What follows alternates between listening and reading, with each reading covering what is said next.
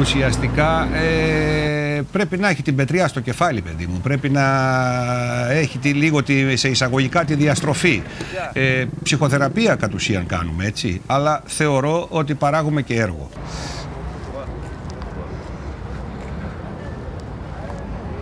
Ουσιαστικά από Δευτέρα Δημοτικού.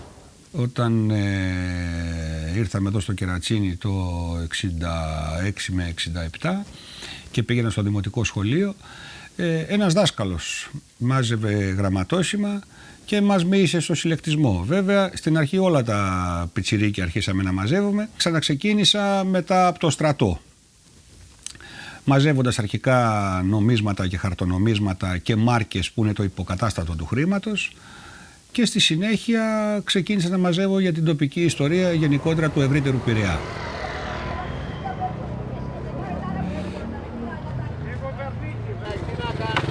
Γιάννακη μου,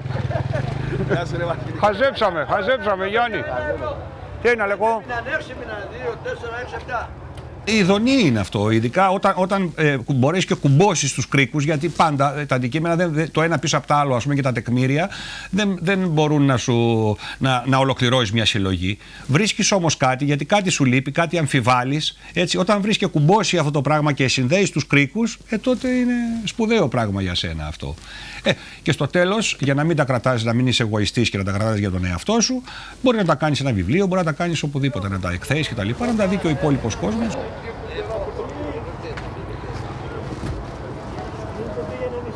Έλα Λεκό, τι έγινε? Αυτά είναι, δεν υπάρχουν, αυτά είναι 50 ευρώ και τα διάγραφα.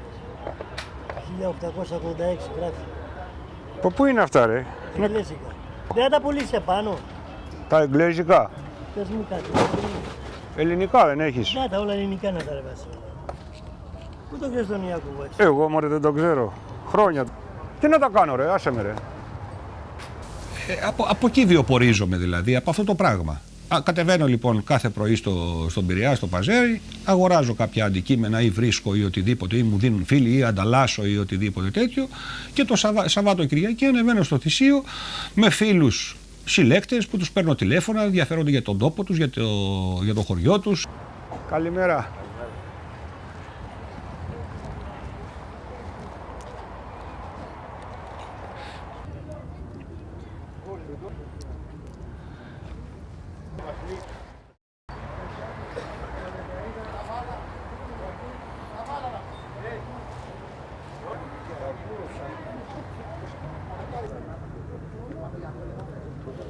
Πόσο το έχετε αυτό? Κάνε δύο να στα πάμε. Βρίσκω 2-3 αντικείμενα άχρηστα που φαίνονται ότι είναι άχρηστα και υπάρχει και ένα καλό. Σε αυτά λοιπόν τους λέω σύνολο και τα 4 πόσο έχουν, ας πούμε. Τώρα βλέπουν τα τρία άχρηστα, σου λέει, έτσι, διακρίνουν, μπορεί να το διακρίνουν λοιπόν. Και σου λέει μια λογική τιμή. Παίρνεις λοιπόν, πετάς τα 3, κρατάς το ένα που σου αρέσει. 10 μπορούμε? Μέχρι 10 μπορώ να σου δώσω. Πολλές φορές νιώθεις μεγαλύτερη ευχαρίστηση όταν βρίσκεις κάποιο αντικείμενο παρά όταν το πουλάς. Γιατί έχεις το σαράκι του συλλέκτη, έχεις την πετριά που λέγαμε. Στόχος μου είναι να γίνει ένα ιστορικό λαογραφικό αρχείο για να μπορέσουν να στεγαστούν αυτά τα πράγματα, για να έρχονται τα σχολεία, να έρχονται οι πολίτες, να μάθουν τοπική ιστορία εδώ του ευρύτερου Πειραιά και όλα αυτά τα πράγματα.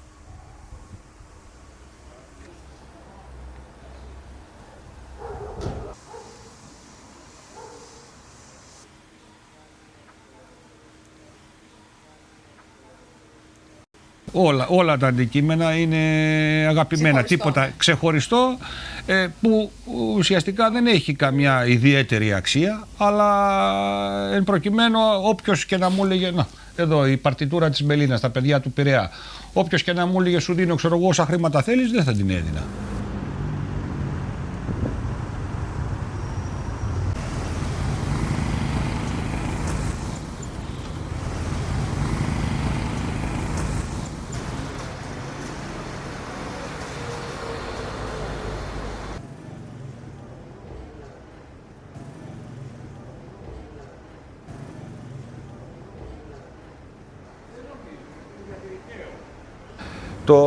Η Τρούμπα λοιπόν λειτουργούσε από το 40 μέχρι το 56 με ομαδικά πορνεία. Δηλαδή θα μπορούσε ένα σπίτι ή ένα ξενοδοχείο να στεγάζει μέσα 10, 12, 25 ανάλογα τα δωμάτια που είχε.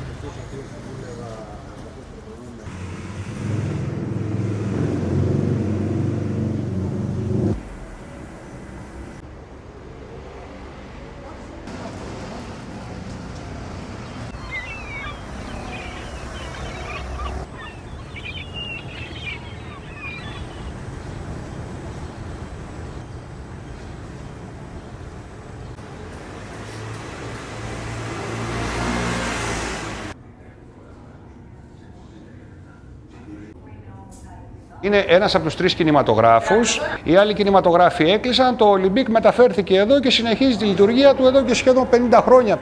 Με τις ίδιες ταινίες, με τα πιο εξυγχρονισμένος κτλ.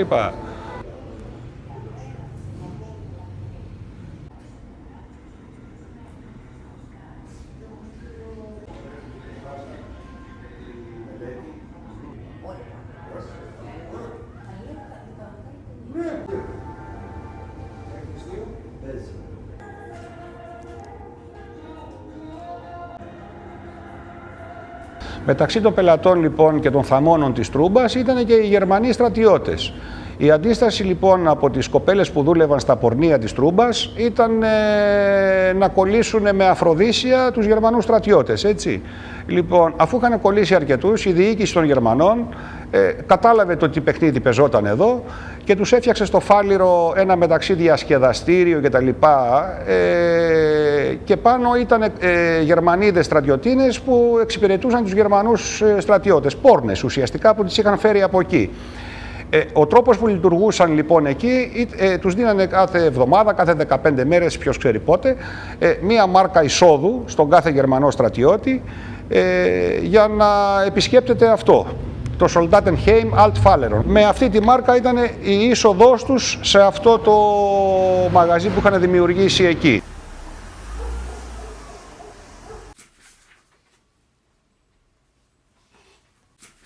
Τα αντικείμενα δεν μιλάν.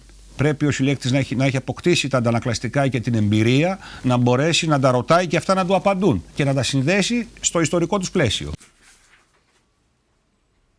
Ο συλλέκτης με όλο αυτό τη φιλοσοφία της συλλογής του μακραίνει τη ζωή του. Πάει πίσω στο χρόνο.